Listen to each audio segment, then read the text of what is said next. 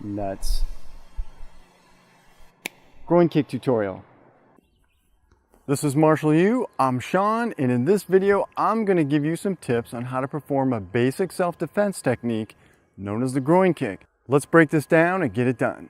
Okay, so the first step is more or less the thought process, the strategy, thinking about what you're doing, what you're about to do.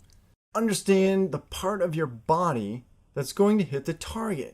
For this technique, it can be precise, such as the instep of your kicking foot. You know, that space between your ankle and the start of your toes. Or in situations where it's all about self-defense, this can be any point from the instep up the shin bone to just about below the knee. Once you get close to the knee and higher, it more or less becomes a knee technique and you really can't consider it a kick anymore.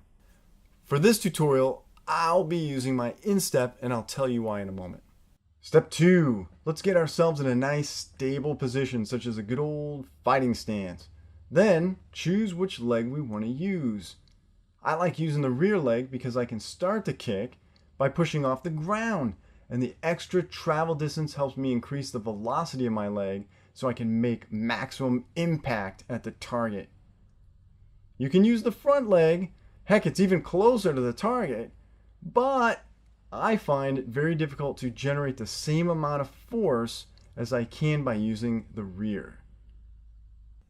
Step 3 is the chamber. This is so important. It's the start, the beginning. It sets the tone for the entire technique. If it's sloppy, slow, or inaccurate, chances are the entire kick will be sloppy, slow, or inaccurate.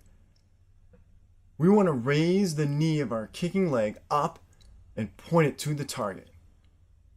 Now, depending on what your goal is, how you want to impact that target, how much force you want to put into it, if you want to just tap it or maybe make it explode in a million pieces, you can either just pick the knee up or you can engage your entire body by pushing off the ground with the rear foot to get extra force driving forward as if you were going to knee the target. This is how I like to begin most kicks, by using the ground as a tool, by starting a chain reaction of momentum that starts from the ground and ends inside the target. Remember, the faster you can move that limb, the higher the velocity will be at impact, and that translates into a more devastating blow. Step 4 is the extension. This is where we get to hit the target. Extending the leg out is a continuation of the chamber. It really begins when the chamber begins, but for the purposes of teaching, we sort of describe it as if it were a separate thing. It's not. Think of the extension as you would the cracking of a whip or winding up a towel and snapping it at something. This is the reason I like to use the instep if possible. It's near the end of the foot and can be treated like the end of that whip. When done correctly, the impact from your instep will be similar to the end of a whip snapping. We want to time our extension to get the most velocity right at impact, and we want to stop it right after to avoid hyperextension of our knee joint. Right after we stop the extension, we hit step 5, which is retraction or recovery. We need to get our kicking foot back on the ground before we can efficiently move our body again. The longer our foot is in the air, the longer it will be before we can get our fighting stance back, before we can step or slice or kick again or run if we need to.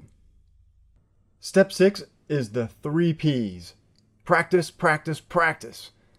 You have to program your reflexes, work on speed, fine-tune your accuracy, and refine the mechanics so that the entire sequence becomes fluid and second nature, to the point where you're no longer thinking about the steps. You want to be able to visualize the end result and just make it happen. After years and years of practice, when I see a target, I only have to think about how hard I want to hit it or at what angle and with what part of my body. The rest comes natural.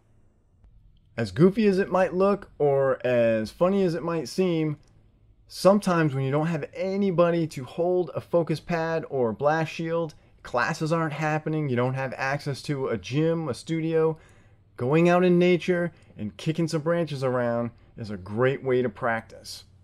That's it for now. Hopefully these tips bring you one step closer to unleashing your potential. I'll see you in the next video.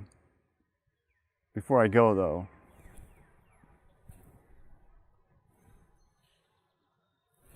this tree and I have some unfinished business.